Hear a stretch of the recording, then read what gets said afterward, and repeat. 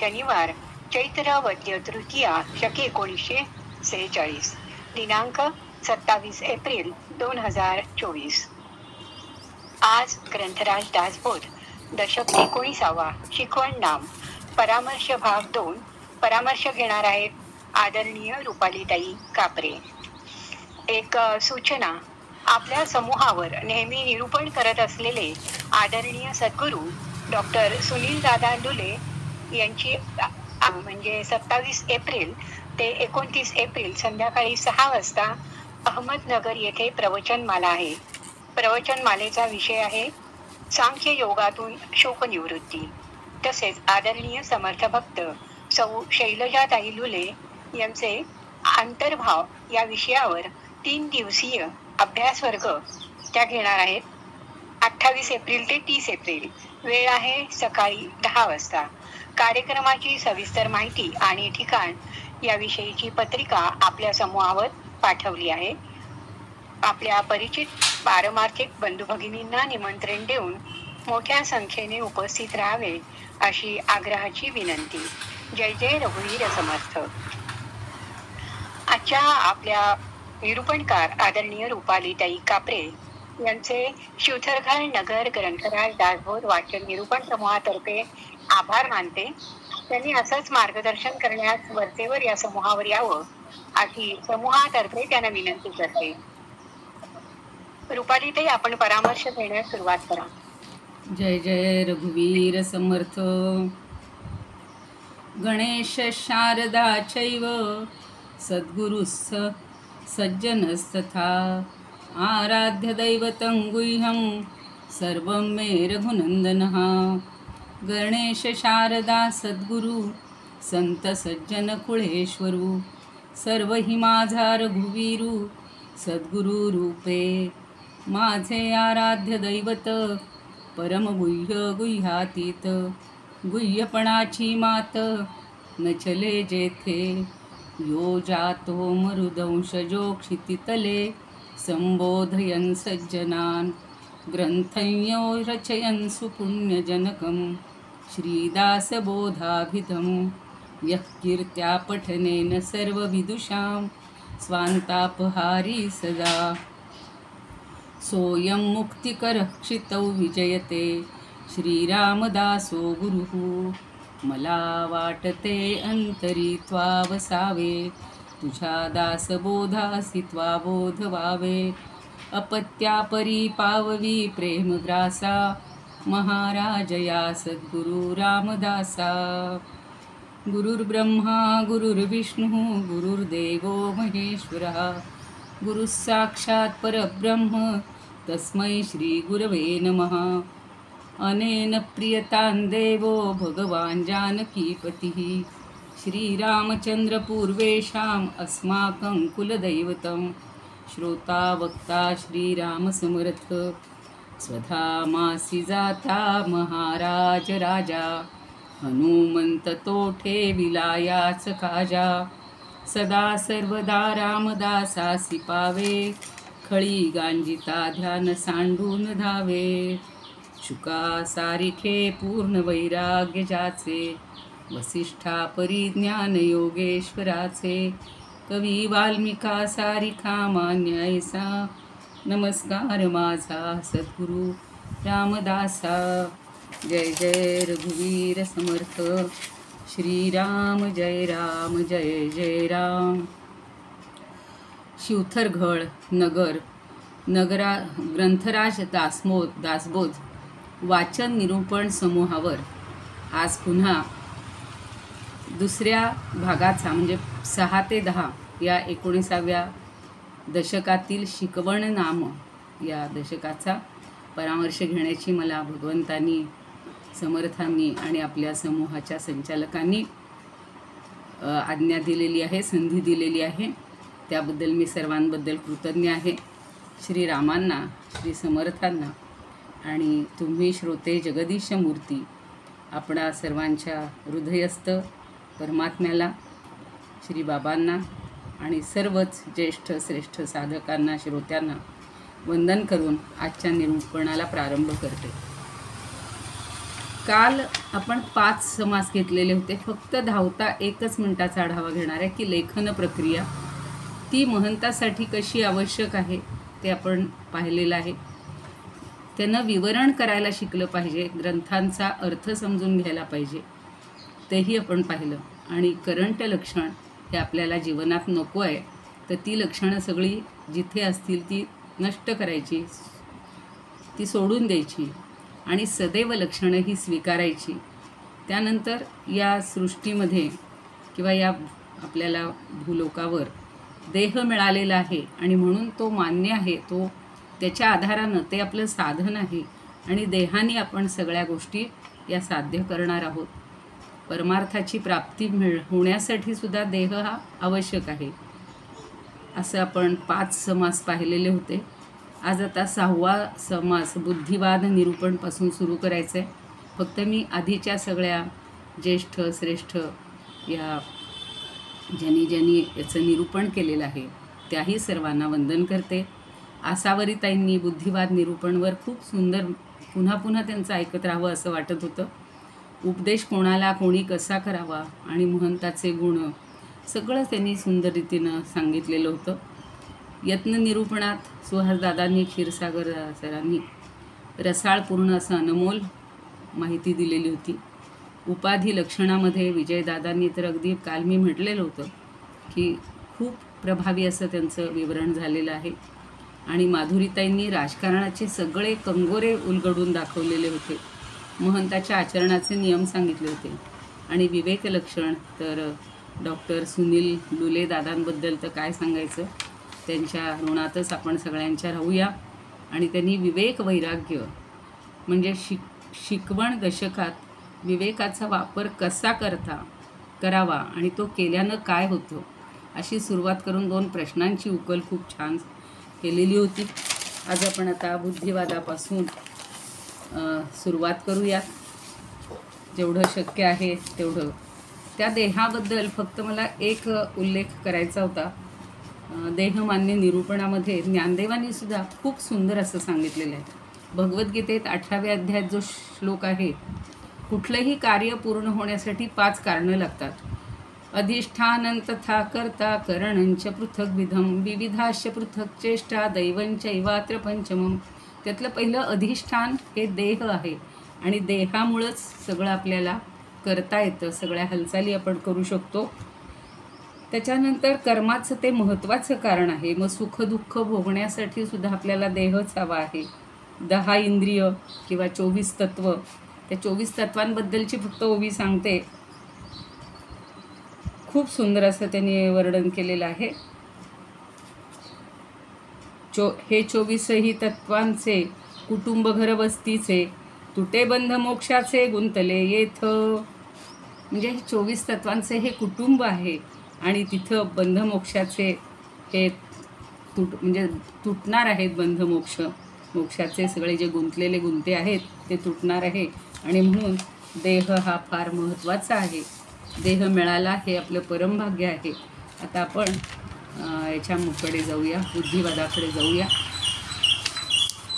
संकेत कुबडीमध्ये हंसराज स्वामी म्हणतात की षष्ठमी उपदेशाची लक्षणे गुरु शिष्य पाहून करणे, इच्छे वाचून अध्यात्म श्रवण निर्फळ होय, उत्कट भक्ती उत्कट ज्ञान विचारवंत प्रतीत बोलणे, काही एक उत्कटे विण सत्कीर्ती नव्हे.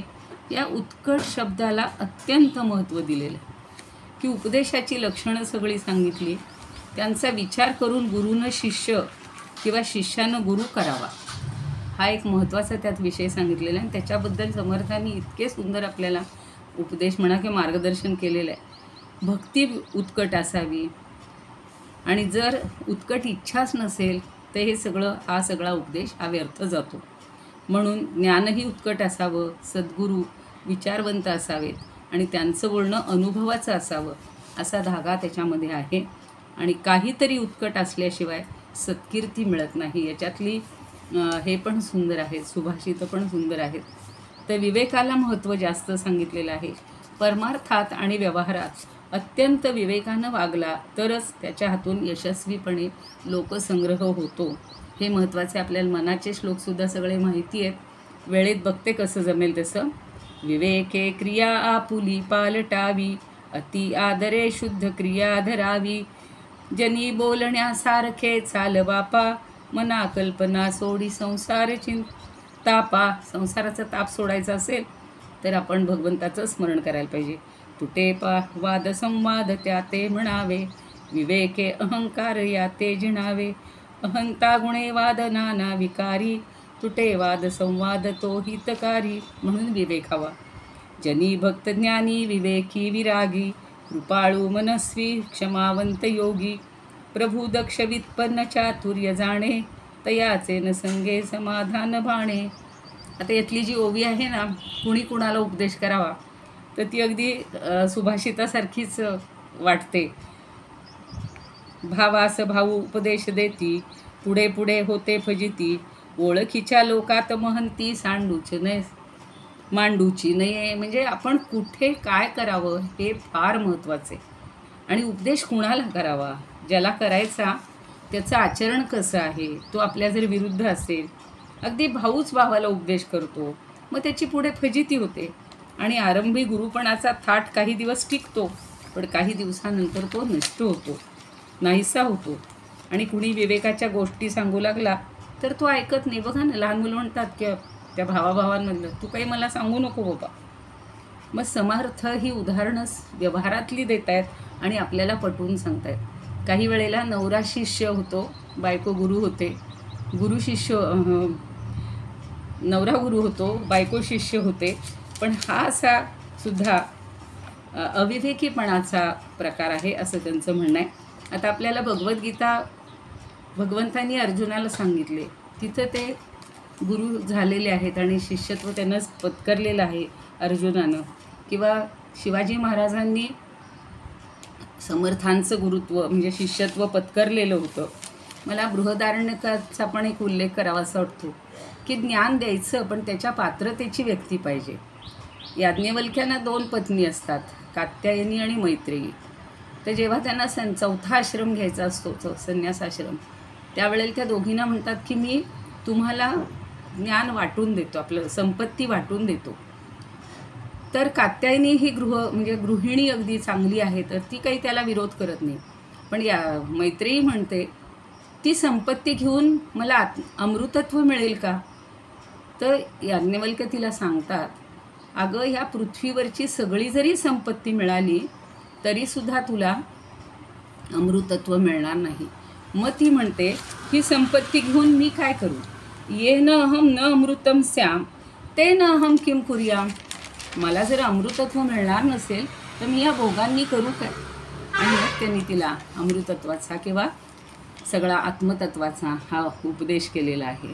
म्हणून 5-3-2 दशकामध्ये सुद्धा समर्थ म्हणतात, सद्गुरु विण सत्शिष्य तो वाया जाय निशेष, का सच्चिच्छे विण विशेष सद्गुरु मिणे.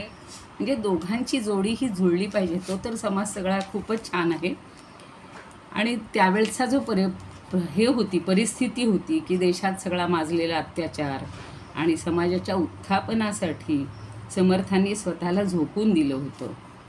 घाबरलेल्या लोकांना धीर देऊन पराक्रमी स्वाभिमानी बनवणं आणि त्यांचा आत्मविश्वास जागृत करणं हे आपलं कर्तव्य आहे असं म्हणून समाजातील तरुण शक्तिसंपन्न करण्यासाठी संघटनेचा त्यांनी मंत्र दिलेला आहे. समाजाला संजीवनी द्यायची तर नेतृत्व असणारी माणसं जागोजागी उभी करायला हवी. समर्थ अशा कार्यकर्त्यांना महंत म्हणतात आणि अशा महंतांना दासबोधात परोपरीनं प्रशिक्षण दिलेलं आहे. आता बघा ना, या 4 समासात मागच्या महंतासाठीच हे सगळं प्रशिक्षण आहे. आणि म्हणून आधीचं शिकवणं जो शिकवी तोची पावे श्रेष्ठ पदवी असं 11व्या समासात सुद्धा म्हणलेलं आहे. गुंतल्या लोकास उगवी विवेक बळे. आणि विवेक तर सगळ्यात अगदी म्हणजे अंडरलाईन करावी की आयुष्यामध्ये तो कोरून ठेवावा असा शब्द आहे. मी सुद्धा रोज जीवन जगत असताना खूप जणांना म्हणते, इथे विवेकाचा अभाव आहे आणि विवेक पाहिजे. समर्थ आधी निवृत्तीवादी होते.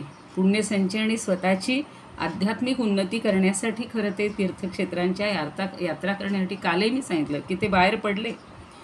पण हा केवळ प्रपंच अशाश्वत आहे आणि परमार्थाकडे वळा असं सांगण्यापेक्षा प्रपंच सावरणं आणि पराक्रमी बनवणं हे आपलं काम आहे असं समजून आता महंतांना उपदेश करायचा.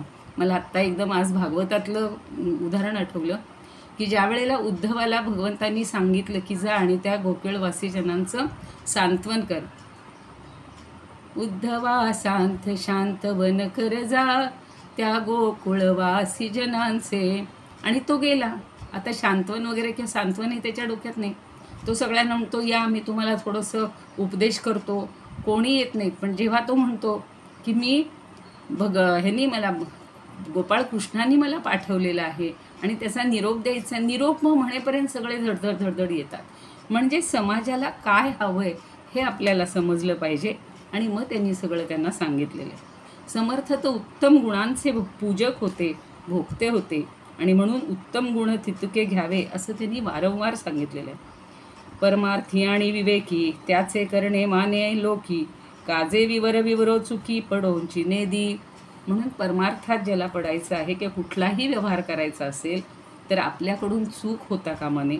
त्यासाठी वारंवार विचार करायला पाहिजे आणि लोकांमध्ये जो असा विचार करतो तो लोकांमध्ये मान्यता पावतो. त्यानं कसं वागावं यासंबंधी चर्चा किंवा सगळं समर्थ आपल्याला समजावून देत आहेत. मला समर्थांची जी ओवी आहे ती सांगण्यापूर्वी एक रामायणातला छोटासा किस्सा. रामानं जेव्हा अश्वमेध यज्ञ सुरू केला हे समजलं वाल्मिकींना, तेव्हा त्यांनी या 2 बाळांना लवंकुशांना रामायण आपलं सगळं गायला सांगितलेलं आहे आणि तिथे जाऊन तुम्ही सगळं रामायण गा म्हणे. पण त्यांनी ते सांगितलेलं आहे न च स्वीकारा धना कांचना, नको दान रे नको दक्षिणा, काय धनाचे मूल्य मुनिजना, अवघ्याशा श्रीरामार्पण, गा बाळानो श्रीरामायण, गा बाळानो श्रीरामायण. एवढे त्या 7-8 वर्षाच्या मुलांना सांगितले की धनाची अपेक्षा करू नका, कोणी काही दिलं तरी घेऊ नका. आणि तसंच समर्थ आपल्याला सांगतायत कोणास काही न मागावे, भगवत भजन वाढवावे, विवेक बळे जन लावावे भजनाकडे. कळकळ आहे त्यांची अगदी, हे सांग कराच. उत्कट भव्यतेची घ्यावे, मळमळीत अवघे टाकावे, निस्पृहपणे विख्यात व्हावे भूमंडळी.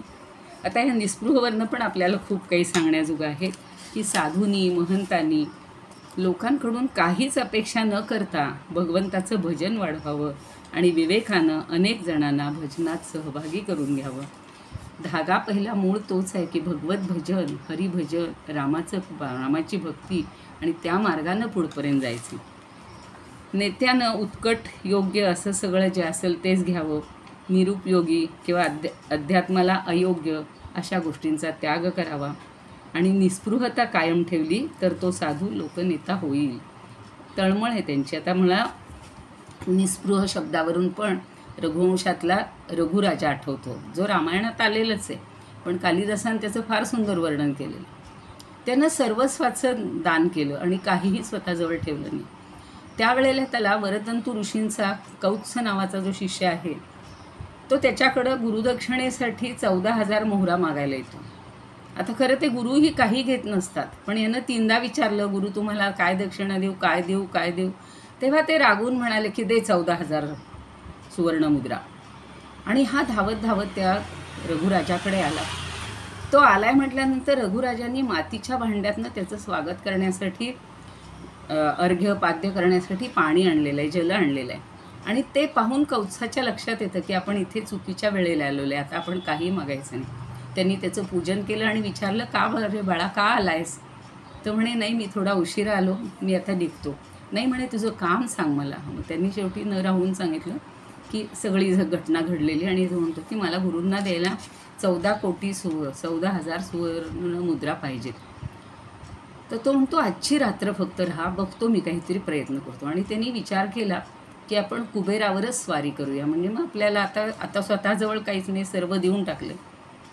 पहाटे पहाटे त्याचे रक्षक जे आहेत खजिन्यावरचे ते सांगत येतात महाराज महाराज महाराज अहो आपल्या खजिन्यामध्ये सोन्याच्या मुद्रांचा पाऊस पडला आहे, मोहरांचा पाऊस पडला आहे. आणि मग राजा त्याला कौत्साला बोलवतो आणि म्हणतो की बाळा, हे सगळं धन तू घेऊन जा. तर तो बाळही म्हणजे शिष्यही इतका चांगला आहे, निस्पृह. तो म्हणतो मला फक्त 14 कोटी मोहरा द्या, मला जास्ती नको. आणि राजा म्हणतो अरे मला ठेवून काय करायचं, हे सगळं तू घेऊन जा, वाटलंच तर तुला रथात घालून हे करून देतो. तर हा निस्पृहपणा या महंताजवळ पाहिजे. मला त्या दोघांचंही कौतुक वाटलेलं आहे. खूप सुंदर असा तो सर्ग होता. मग निस्पृहची काय हे होते बघा, निर्गता स्पृहा यस्य सहा किंवा यस्मात सहा. ज्याची स्पृहा कुठलीही इच्छा निघून गेलेली आहे असा निस्पृह पाहिजे, आणि किंवा ज्याच्यापासून सगळी निघून गेलेली आहे. आता याच्यामध्ये पहिल्या 2 याच्यामध्ये विवेकी परमार्थी सांगितलं आहे, आत्ता जे सांगितलं ते, आणि 3 ते 10 अविवेकी साधू सांगितलेले आहेत. त्यांची खूप वर्णन केलीत की असे भोंदू साधू येतात, स्वतःची हे स्वार्थ साधण्यासाठी असे असतात. आणि 11 ते 30 महंतास त्याज्य अशा किंवा ज्या गोष्टी, आणि त्याज्य आणि ग्राह्य अशा दोन्ही गोष्टींचं वर्णन केलेलं आहे. अगदी थोडक्यात पॉईंट म्हणजे मुद्द्यानुसार सांगायचं म्हटलं तर लोकसंग्रह कसा करावा हे सांगताना लोकांमध्ये संदेह वाटेल असं काही करू नये. त्याची निस्पृहता जाज्वल्य असावी, आत्ता सांगितलं. कोणापाशी काही मागू नये, लोकांना भजनाकडे वळवावं. आणि भजनाकडे वळवावं म्हणलं की मला सोयराबाईंचं संतांचं गाणं आठवतंय. हरी भजना वीण काळ घालवू नको रे, हरी भजना वीण काळ घालवू नको रे, विवेकाची धरील ओल ऐसे बोलावे बोल, आपुल्या मते उगीच चिखल कालवू नको रे, हरी भजना वीण काळ घालवू नको रे, दुरीच्या सापा भिवून भवा भेटी नाही जीवा शिवा, अंतरीचा ज्ञान दिवा मालवू नको रे, हरी भजना वीण काळ घालवू नको रे, संत संगतीने उमज आणूनी मनी पुरते समज, अनुभवा वीण मान हालवू नको रे, हरी भजना वीण काळ घालवू नको रे, सोयरा म्हणे ज्ञान ज्योती तेथे कैची दिवस राती, तया वीण नेत्रपाती हालवू नको रे, हरी भजना वीण काळ घालवू नको रे. अगदी सगळ्यांचं मनोगत ओळखून राखून लोकसंग्रह करण्याची कला ही त्या महंताजवळ पाहिजे.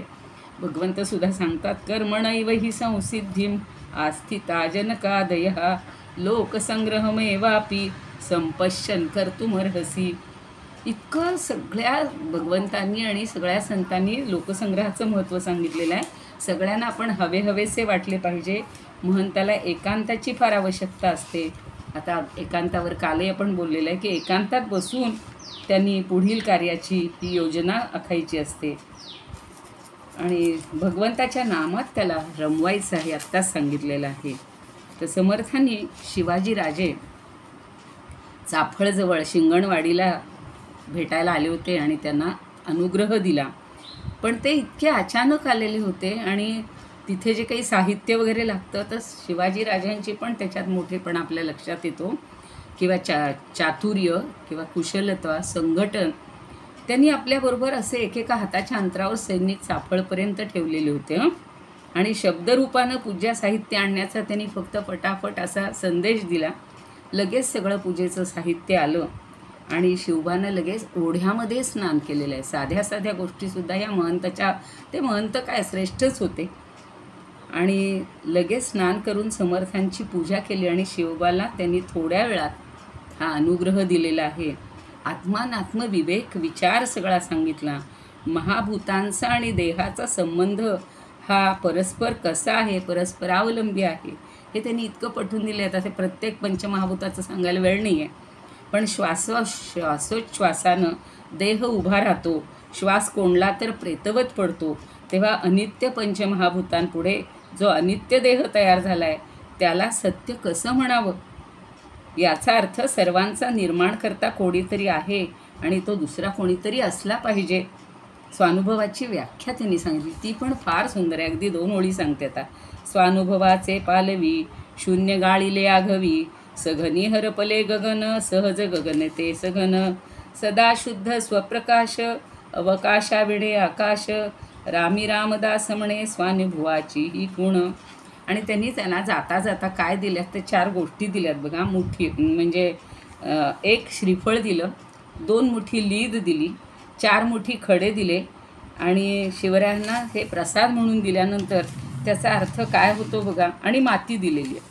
तर ह्याचा अर्थ काय होतो ते संकेत होता की श्रीफळ म्हणजे त्यांच्या कल्याणासाठी दिलेलं आहे, माती म्हणजे पृथ्वी हे राज्य तू चांगलं कर, खडे म्हणजे किल्ले उभे कर, लीद म्हणजे अश्वदळ चांगलं समृद्ध कर, असे संकेत त्यांनी दिलेत. तर हा मला समास फार आवडलेला आहे. म्हणजे बुद्धीचा वापर करून कसा कसा महंत श्रेष्ठ ठरेल आणि 4ही बाजूने विचार करेल. आता आपल्याला 7वा समास आहे यत्न शिकवण, यत्न निरूपण. सप्तमी अभ्यास नमता उत्कट, परमार्थ करू नये प्रगट, राजी राखावे लोक सगट, परिभ्रमण करावे. आता प्रयत्न त्यांनी काय काय करायचे तर आपला अभ्यास जर उत्कट नसेल तर परमार्थ प्रगटच करू नये. इथं त्यांनी अगदी सूचना फार चांगल्या दिलेल्या आहेत. आणि सर्व लोकांना प्रसन्न ठेवावं हे तर प्रत्येक ठिकाणी सांगतायत. देशाटन केलं पाहिजे. जे समर्थांनी केले ना ते करवून घेत आहेत सगळ्यांकडून. आता आजच्या युगाचं तर बोलायलाच नको. अज्ञानी लोक जास्त उद्धट आणि उर्मट झालेले आहेत. पूर्वी निदान अज्ञानी थोडे लीन तरी नम्र तरी असायचे आणि आजच्या लोकांना काही सांगायचे नव्हते. म्हणतात काही सांगू नका आम्हाला असं म्हणायची वेळ येते. म्हणून भगवद्गीतेतही सांगितले बघा, अज्ञानांच्या अभिजातस्य पार्थ संपद महासुरी. अज्ञान हा आसुरी संपत्तीचा एक महत्त्वाचा घटक सांगितलेला आहे. लोकांना फक्त पैशाची मोठेपणाची हाव आहे, पदाची नशा आहे. आता तर आपण राजकारण बघतोय सध्या. रे बापरे, तो टी व्ही उघडला की चालू केला की डोक्याला नुसता ताप व्हायला लागतो.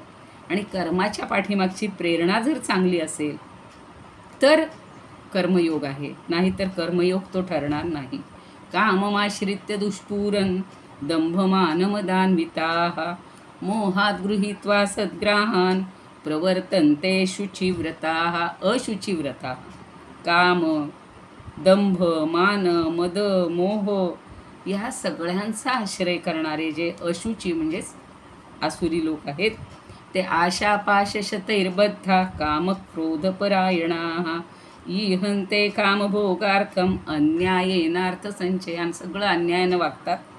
आशेच्या पाशाने ते बद्ध शेकडो म्हणजे हजारो आशेच्या पाशांनी बद्ध झालेले आणि कामक्रोधपरायण असतात. किती सांगावं या आसुरी संपत्तीचं. आणि तेच पुन्हा इथं समर्थांनी आपल्याला मधून सांगितलेलं आहे की कर्म करणारा हा बंधनात सापडेल आणि समाजाला त्रास होईल. म्हणून माणसानं प्रगट होण्यापूर्वी आधी अभ्यास करायला पाहिजे. आपली अंतरस्थिती बिघडू न देता लोकसंग्रह करावा. त्याज्यम दोषवदित्येखे कर्म प्राहुर्मनीषिणः. कर्म सोडायचं नाही, कर्मफळाचा त्याग सोडायचा आहे. आणि ज्याला सतत दुसऱ्याचे दोष देतात त्यांना लोकसंग्रहात पडूच नाही. कारण लोकसंग्रह करणाऱ्याला फार संयम पाहिजे, सहनशक्ती पाहिजे. आणि मोह वगैरे जर असेल तर तो तामस प्रकारचा त्याग होत असतो. आपल्या नियतकर्माचा त्याग मोहानं केला तर तो तामस त्याग होतो. आणि अशीच नियतकर्म कोणी सोडू नये. सार्वजनिक कामात कटकटी सुरू झाल्या की सात्विक माणूस न बोलता कुशलतेनं बाहेर पडतो. पण ज्याला हा विवेक नसतो तो मात्र तिथेच गुंतून राहतो आणि सगळ्या कार्याचा नाश होतो. त्याच्याकडे नेतृत्वाचे गुण नसतात, नेतेपणाची नशा असते. आत्ताही पाहतोय आपण नवे नेते होऊ पाहत आहेत. आणि आध्यात्मिक क्षेत्रात मात्र बुवाबाजी करणाऱ्या लबाड गुरूंचा अंतर्भाव सुद्धा या समासात केला. आणि त्याच्यावर असावरीताईंनी खूप म्हणजे त्या दिवशीच्या प्रवक्त्यांनी खूप चांगलं सांगितलेलं आहे. आता महंताजवळ सगळे गुण हवेत. मन दुखू नये, श्रोत्याच्या प्रश्नांची उत्तर द्यावीत, चिडचिड करू नये, तामस वृत्ती अंगीकारू नये, लोकांचं मन समजून घ्यावं. आणि आपण जर असं चिडचिड केली तर लोकांचं मन उडून जातं. थोडं बोलूनसुद्धा समाधान करावं. आणि मान सन्मान चांगले हवे किंवा मानस ज्ञान त्याला चांगलं हवं. आपलं मानसन्मानाची अपेक्षा नाही करायची. कोण प्रसन्न आहे, कुणाचं मन दुखावलंय, हा जास्त विचार करायचा आहे. आणि आत्मज्ञानी पुरुष आणि अज्ञानी पुरुष असे दोन वर्ग असतात. एक असते म्हणजे कोण कोण दोन प्रकार सांगितलेत बघा.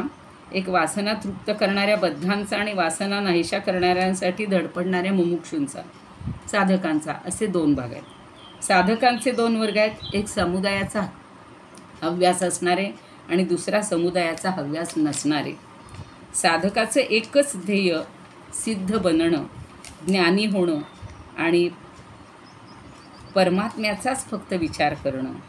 प्रत्येक ज्ञानी किंवा सिद्ध हा वासनारहितच असतो.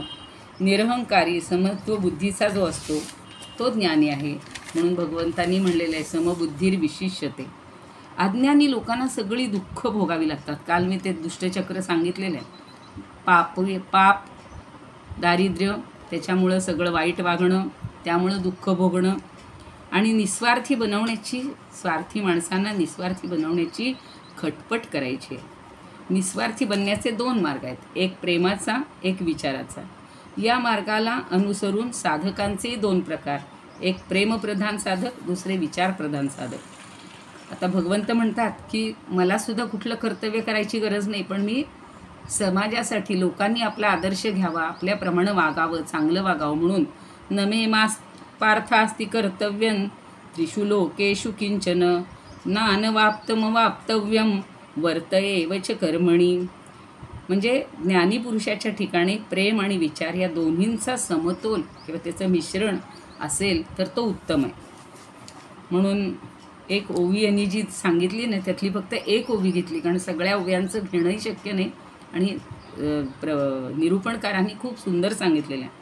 शेत केले तरी परिवाहेना, जवार केले परी फिरेना, जन मिळविले परिधरेना अंतर्यामी. म्हणजे शेत केलं पण पीक आल्यावर ते जर बाजारात घेऊनच गेलं नाही, वाहूनच नेलं नाही तर वाया जातं. किंवा जवाहीर विकणाऱ्याचा व्यापार केला पण 4 ठिकाणी हिंडलंच नाही तर त्याचं नुकसान होतं. त्याप्रमाणे महंतानं आपल्या भोवती लोक गोळा केले पण त्यांचं अंतःकरण सांभाळलं नाही तर त्याची महंती फसते. म्हणजे ह्या छोट्या छोट्या गोष्टी इतके सुंदर उदाहरणानं दिलेल्या आहेत. त्याची फजिती होते. जनतेमध्ये आपल्याबद्दल असणारं प्रेम उत्तरोत्तर वाढत गेलं तरच परमार्थ प्रगट होतो. आणि अशा महंताच्या प्रयत्नाला यश येऊन लोक परमार्थ आचरू लागतात, स्वतःही तसं आचरण करतात. आपला आणि जनता यांच्यामध्ये संघर्ष जर असला, निर्माण झाला तर मात्र त्या महंताला विटतात. पण आपल्याला तो तसा महंत करायचाच नाही आहे. म्हणून समर्थांनी याही धोक्याच्या सूचना दिलेल्या आहेत की चांगला महंत व्हायला पाहिजे. उपाधी लक्षण नावाचा 8वा समास आहे. आणि या मी काल म्हटलं होतं तसं संपूर्ण दशकामध्ये आपलं दासबोधामध्ये अनेक दशकांमध्ये या उपाधीचा उल्लेख वेगवेगळ्या अर्थानं आलेला आहे. तर तो थोडासा जाता जाता मला सांगता येईल तेवढा मी सांगणार. अष्टमी चंचळ जे उपाधी, समाधाने निश्चळ शोधी, आल्या गेल्याचे हर्ष विषादी न पडे विवेकी. पुन्हा विवेक आहेच, त्याला हर्ष विषाद आला गेल्याचं काहीही दुःख नसतं. सर्व उपाधी ह्या चंचळ आहेत. कुठली गोष्ट महत्त्वाचे मी काल मगाशी सांगितलं तसं अधिष्ठान, देह ही सुद्धा उपाधीच आहे आणि ती तर चंचलच आहे, शाश्वत नाही आहे. त्यांचा त्याग करून एका निश्चळाचा शोध घ्यायचा आहे. आपल्याला आत्मतत्वापर्यंत पोचायचे आणि समाधान मिळवायचे. विवेकी साधक आल्या गेल्या इतरांच्या हर्ष आणि विषाद यांच्या उचापती करत नाही किंवा त्याचा विचारही करत नाही. आणि असे न करून केवळ उपाधी वाढवीत गेल्यानं सर्वांनाच कष्ट पडतील. त्यापेक्षा उपाधी पण मर्यादित ठेवायच्या आणि यासाठी आपल्या ठिकाणी निवांत राहून समाधान मानावं. आता आदरणीय बेलसरे दादांनी पण खूप काही सांगितलेलं आहे की मागच्या समासातील विषयच या समासात सांगितलेले आहेत. एखाद्या माणसाला स्वाभाविकपणे उपाधी सांभाळता येते आणि एखाद्याला ती सांभाळता येतच नाही. त्यानं व्याप वाढवण्याच्या भानगडीतच पडू नये, हे फार त्यांनी महत्त्वाचं सांगितलं. आणि त्यांनी व्याप म्हणजे उपाधीचा एक अर्थ इथे व्याप असा येतो. जे जे आपण उद्योग करतो, समाजासाठी करतो, स्वतःसाठी करतो, घरासाठी करतो आणि मग असे व्याप अधिक झाले, अधिक उपाधी झाल्या की माणूस कष्टी होतो. मला एकदम उपाधीवरनं परवा हे वाचत असताना सारखं आठवत होतं की एक जणांना आम्ही आमच्या गणेश मंदिराच्या ह्याच्यावर कार्यकारिणीवर घेतलं. म्हणजे घ्या म्हणाले, म्हणजे घेऊया. ते म्हणे मी 30 संस्थांमध्ये आहे आणि आता ही 31वी संस्था आहे आणि कधीही 5 वर्षात ते फिरकलेसुद्धा नाही. आणि आता म्हणतात मला वेळच नाही आहे. पण पद म्हणजे ते तिथलं नावसुद्धा काढायला तयार नसतात लोक. अशी महंती किंवा असं नेतृत्व काही उपयोगाचं नाही. प्रपंचात राहून उदासीनपणे अलिप्तपणाने वागणारे लोक जे असतात ना, तर क्वचित एखादा असा भारी माणूस आढळतो की त्याच्या अंगी महंताची लक्षणं सगळी असतात, सहज असतात, जन्मतःच असतात. आणि उपाधी म्हटलं की काही बरं काही वाईट आपण पाहतो. कुठलाही व्याप करायचा म्हणलं, कुठलाही उद्योग करायचा म्हणलं, समाजासाठी एखादा उपक्रम घ्यायचा म्हणलं तर त्याच्यामध्ये आपल्याला कष्ट पडतातच किंवा काही चांगलेही अनुभव येतात.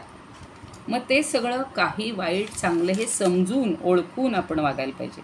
लोकांमध्ये जसा परमार्थ जागवावा लागतो तसा तो जागतो. सध्या डोक्यात परामर्शच बसलेला आहे. आणि या सर्व खटपटीमध्ये आपण अंतरात्म्याचं अनुसंधान कधीही चुकू द्यायचं नाही. आपली निश्चळ स्थिती आपण विवेकानं सांभाळायची. थोडं जरी मनाविरुद्ध झालं की आपला तोल बिघडून चालणार नाही आहे. जगातील सगळे संबंध हे ऋणानुबंधावर चालू असतात, अवलंबून असतात आणि संयोग वियोगाचा सुद्धा मनावर परिणाम करून घ्यायचा नाही. असे आपण घटना पाहतो की अगदी महत्त्वाचा तो कार्यक्रम आहे किंवा महत्त्वाची एखादी जबाबदारी आहे आणि एखाद्या व्यक्तीचा अंत होतो. मग संयोग वियोग म्हणून कालही पाहिलं आपण की यथा काष्टंच अशी आपली ही असते. तर काही काळ व्याप करावा आणि काही काळ एकांत साधावा हे तर समर्थ सारखं सांगतात. आणि अशा प्रकारे वागलं तर अनुसंधानात आत्मानुसंधानात राहून आपल्याला समाधान टिकेल. आणि समाधान ही सगळ्यात महत्त्वाची गोष्ट आहे. म्हणून सुभाषित आहे बघा, संतोषेव पुरुषस्य परम निधानम. सगळ्यात महत्त्वाचा निधान म्हणजे साठा किंवा धन कुठलं आहे तर हे समाधान आहे.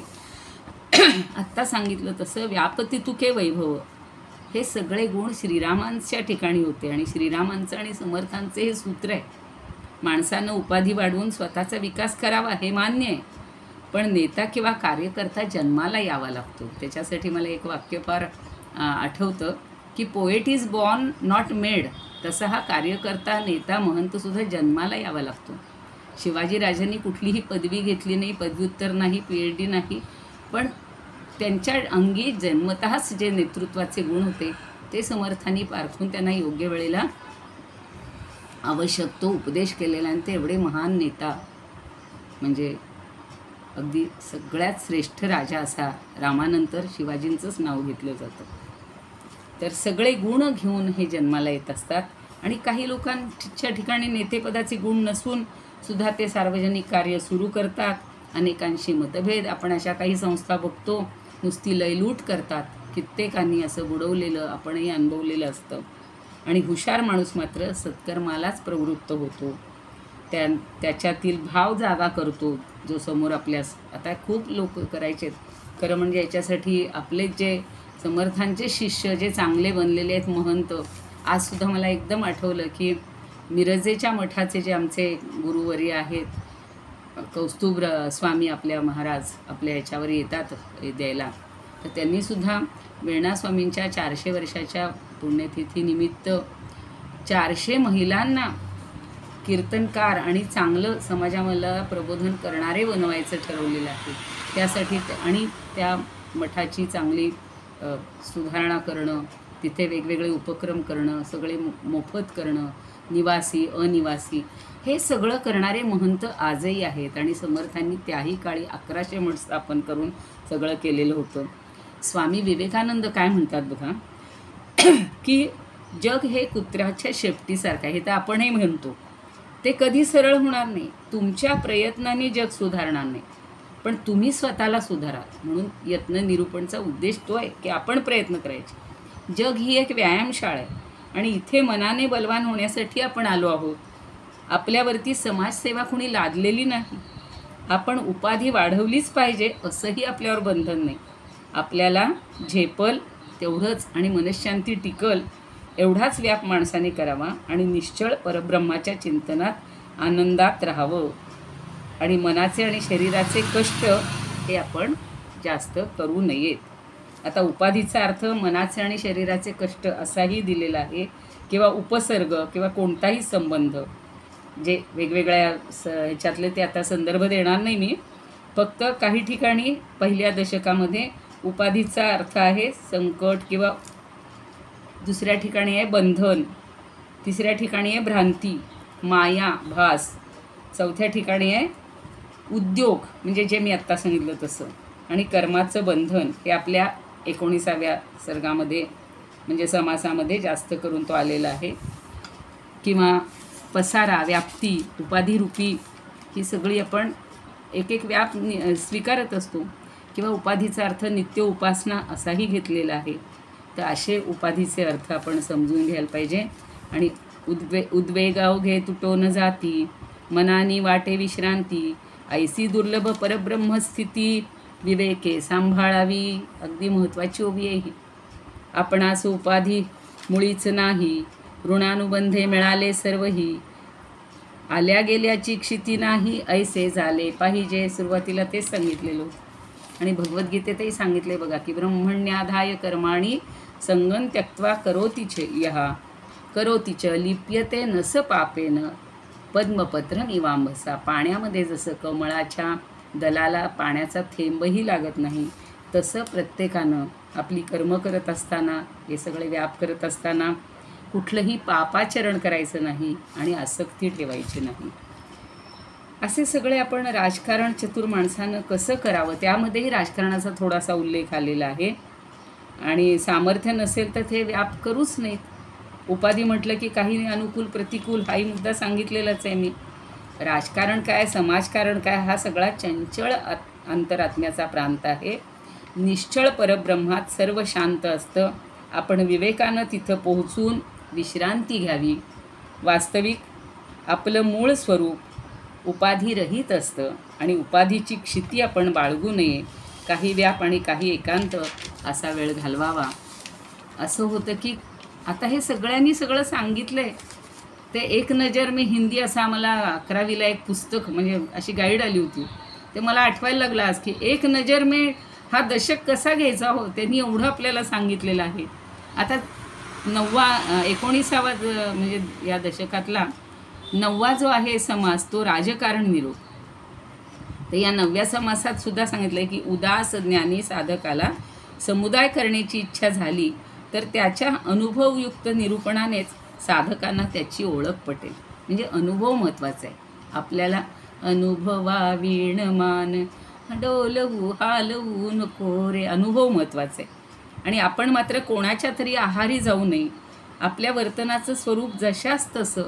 हा तर समज फार छान आहे बघा. इतके त्यांनी म्हणजे सुभाषित वजा किंवा आपल्याला व्यवहारात उपयोगी पडतील अशा ओव्या सांगितलेल्या आहेत. कारण जगात अनेक कला आहेत, त्याचे 2 विभाग करता येतात. एक पहिला विभाग आहे निर्जीव पदार्थ हाताशी धरायचा, त्याच्यावर आपल्या कलेचा संस्कार करायचा. कालही पाहिलं की 64 कला सांगितलेल्या आहेत त्यांनी.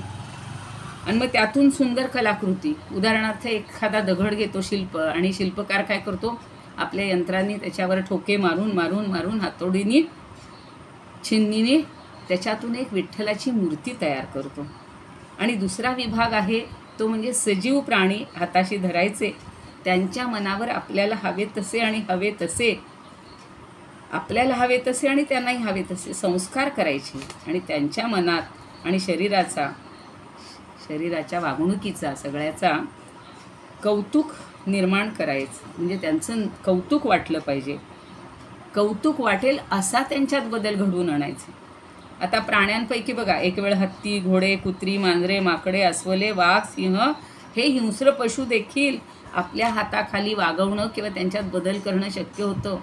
जाबाली मुनी जे होते त्यांच्या इथे हे सगळे परस्पराशी वैर असणारे प्राणी मैत्रीच्या भावनानं खेळत होते. ते साधूला, संतांना, महंतांना शक्य आहे. पण आपल्यासारखीच विचारसरणीनं किंवा विचारशक्तीनं संपन्न माणसं हवी तशी वागवून त्यांच्या जीवनात खेळाचा आनंद निर्माण करू शकणं हे अवघड झालेलं आहे. आणि समाजातील भिन्न भिन्न प्रकृतीची, भिन्न पातळीवरची आणि भिन्न आवाक्याची माणसं एकत्र गोळा करायची आणि प्रत्येकाकडून काहीतरी कार्य करून घेण्याच्या कलेला समर्थ सांगतात की जो ज्ञानी आहे, निष्काम आहे, जो अलिप्त वृत्तीचा आहे, त्याला जर समूह जीवनाची हौस असेल तर त्यांना लोकसमुदाय बनवावा. किती छोट्या छोट्या गोष्टी सांगितलेल्या आहेत. आणि एकांतामध्ये बसून कोणतंही कार्य करायचं, त्याची योजना आखायची, जनतेमध्ये खूप उपासना घडवायची, वाढवायची आणि नष्टाला नष्ट, हिणवू नये, दुर्जनाला आपलासा करून घ्यावं. याच्याबद्दलचं उदाहरण मला आठवते, ते 5 मिनिटांनी सांगते. सन्मार्गाला लावावं, चोरालाच भांडारावर मुख्य नेवावं. तर तो छानच आहे योगी.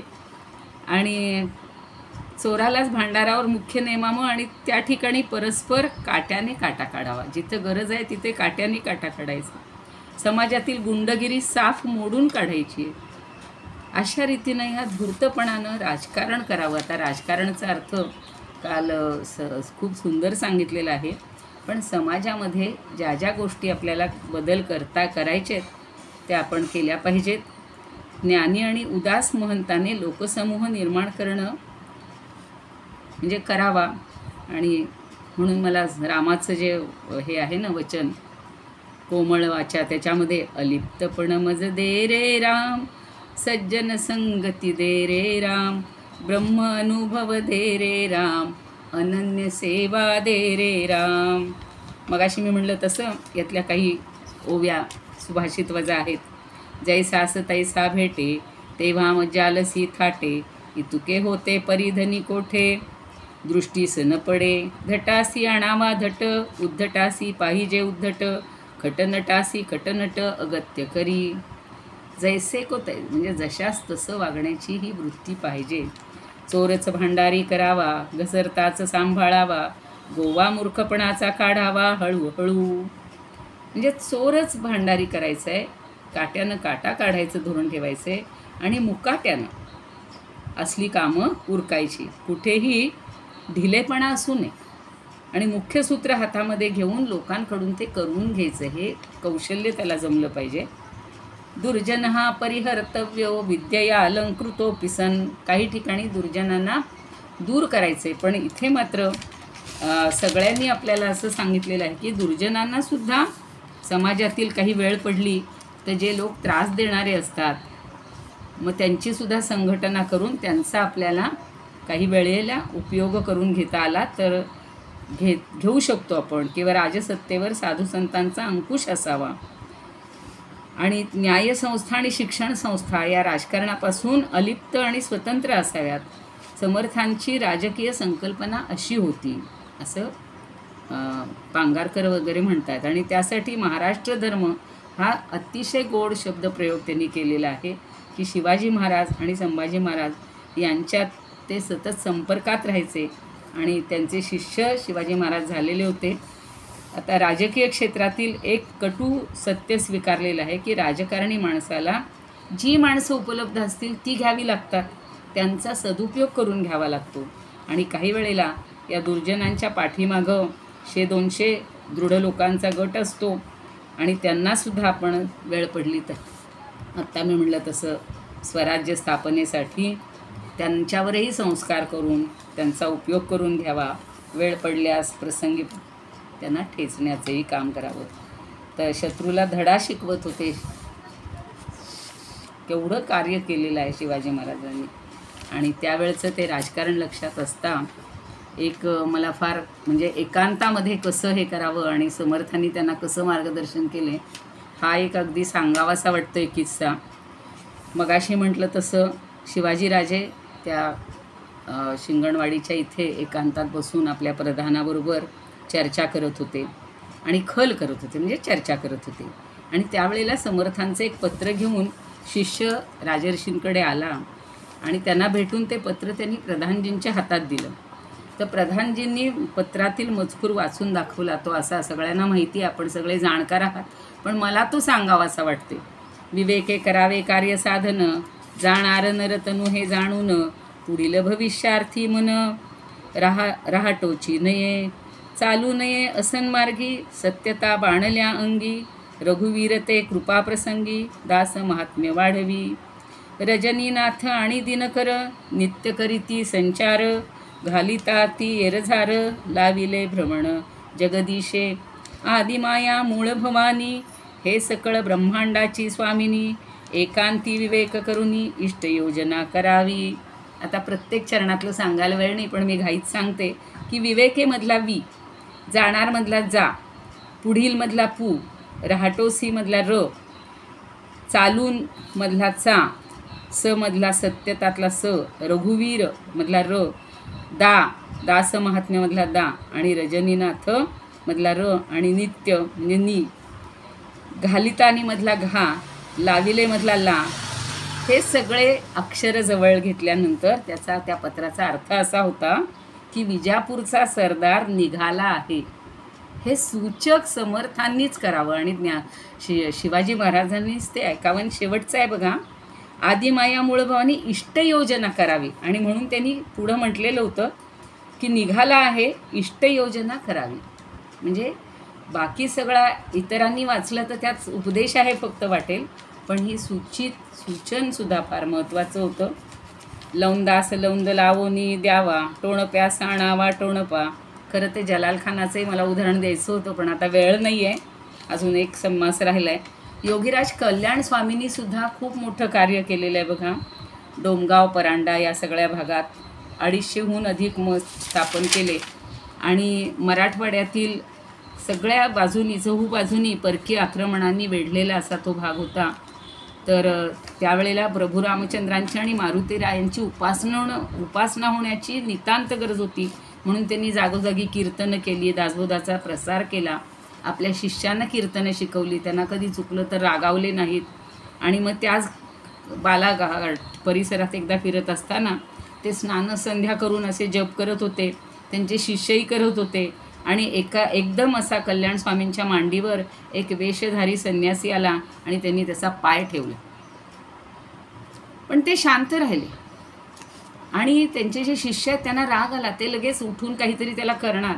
तर ते म्हणाले, नाही, आपल्या संप्रदायात कलंक लागल असं कोणतंही काम करायचं नाही.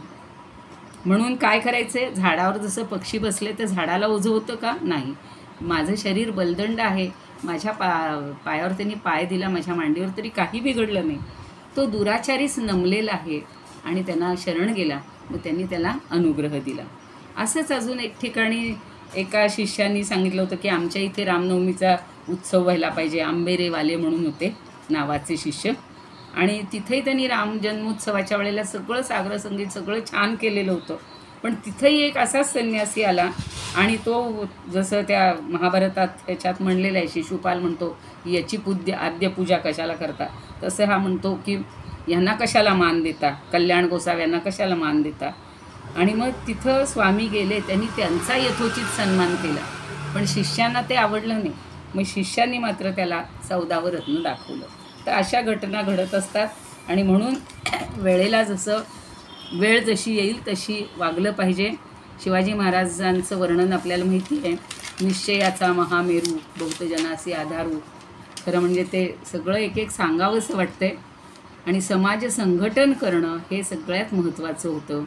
ते कसं करायचं हे शिवबांनी केलेलं आहे. त्यांच्यासारखे अनेक महंत जे समर्थांनी निर्माण केले ते आजही कार्य करतायत, असे मी म्हटलं.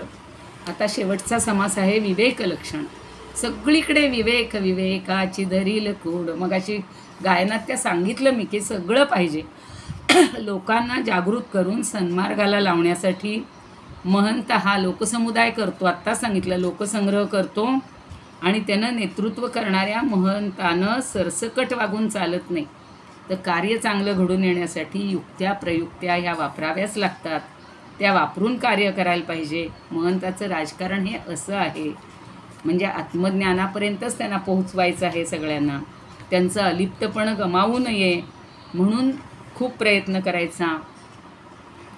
महंतांनी लोकांना श्रवण मनन अगदी पहिल्यापासूनचा पुन्हा आढावा घेऊयात की मनन शिकवायचे, चटकन आलं नाही तरी परोपरीनं शिकवायचे, आणि बहुजन समाज हा शहाणा करून कुठलंही कोणतीही गोष्ट स्वतः आपण करावी आणि लोकांकडून करून घ्यावी.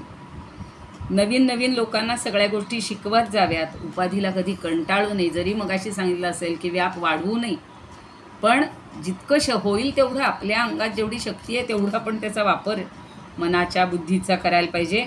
आणि देहाला सुख देऊ नये. मीपणानं उपाधीत अडकू नये. मीपणा नको. आणि व्याप जोपर्यंत सांभाळणं जमेल तोपर्यंत सांभाळावा, नाहीतर मात्र सोडून दिला तरी चालेल. कीर्ती महत्त्वाची आहे. कीर्ती आणि सुख हे एका ठिकाणी राहत नाहीत. जिथं कीर्ती आहे तिथं सुख नाही, सुख आहे तिथं कीर्ती नाही. तर हा संसार अशाश्वत असल्यानं मुळातच नासका आहे. आपण त्या ओव्या सगळ्या पाहिलेल्या आहेत आणि त्यातले त्यात विवेकानं केला तर त्याची आसक्ती क्षीण होते. म्हणून या 10व्या समासामध्ये सुद्धा ज्ञानी माणसाला इतरांना शिकवण्याची, उपाधी करण्याची इच्छा झाली तर त्यानं लोकांना शिकवावं. जसं आपण आत्ता शिकवत असतो. जेवढ्या ग्रुपवर जिथे जाता येईल तिथे आपण मुलांना शिकवतो, संस्कृत शिकवतो, मनाचे श्लोक शिकवतो. आणि ज्ञानी माणसाच्या शिकवणुकीचा हा एक चांगला समाधानकारक असा हा दशक झालेला आहे. केवळ उपाधीत गुंतून न पडता जसे जमेल तसा उपाधीचा त्याग करावा आणि जितुके काही आपणासी ठावे, तितुके हळूहळू शिकवावे. शहाणे करुनी सोडावे बहुत जन. धकाधकीचा मामला कैसा घडे अशक्ताला, नाना बुद्धी शक्ताला म्हणून शिकवाव्या. कीर्ती पाहता सुख नाही, सुख पाहता कीर्ती नाही, केल्याविना काहीच नाही कोठे तरी. संसार मुळीच नासका, विवेके करावा नेटका, नेटका करिता फिका होत जातो. शेवटी तो फिका होईल, आपल्या प्रयत्नांनी होईल. आणि म्हणून मगाशी जे म्हणलं ते आपण फक्त शिवरायांचे गुण आठवूया आणि तेच सगळे महंताला पाहिजेल आहेत. तर तेवढे घेऊ आणि मग 1-2 मिनटात मी संपवीन. निश्चयाचा महामेरू, बहुत जनासी आधारू, अखंड स्थितीचा निर्धारू, श्रीमंत योगी म्हटलेलं आहे त्याला. यशवंत, कीर्तिवंत, सामर्थ्यवंत, वरदवंत, पुण्यवंत आणि जयवंत जाणता राजा. कित्येक दुष्ट संहारिले, कित्येकास धाक सुटले, कित्येकासी आश्रय झाले शिवकल्याण राजा. शिवाजीला लिहिलेल्या पत्रात पुन्हा असं त्यांनी सांगितले, अखंड सावधान असावे, दुश्चित कदापि नसावे, तजविजा करीत असावे एकांत स्थळी. श्रेष्ठी ते मिळविले त्यासाठी भांडत बसले, मग जाणावे फावले गनिमाशी. असं सगळं त्यांनी इतकं समजावून दिलं आहे की आपण काय काय करू शकतो तेवढं करत राहावं. मला एक नुकतंच एका ग्रुपवर, म्हणजे आमच्याच एका ग्रुपवर रामाचं खूप सुंदर असं गीत आहे, जे सावरकरांचं गीत आहे, जयोस्तु ते. काल मी त्यातल्या 2 ओळी सांगितलेल्या होत्या, एकच ओळ. तसं मला तेवढं म्हणते आणि तुमची परवानगी असेल तर 2 मिनिट वाया म्हणजे अधिक घेते. नमोस्तुते नमोस्तुते श्रीराम प्रभुवरा, पुरुषोत्तम रामा. सदा सहर्षे रहा भूपते, शरयू तटधामा, शरयू तटधामा.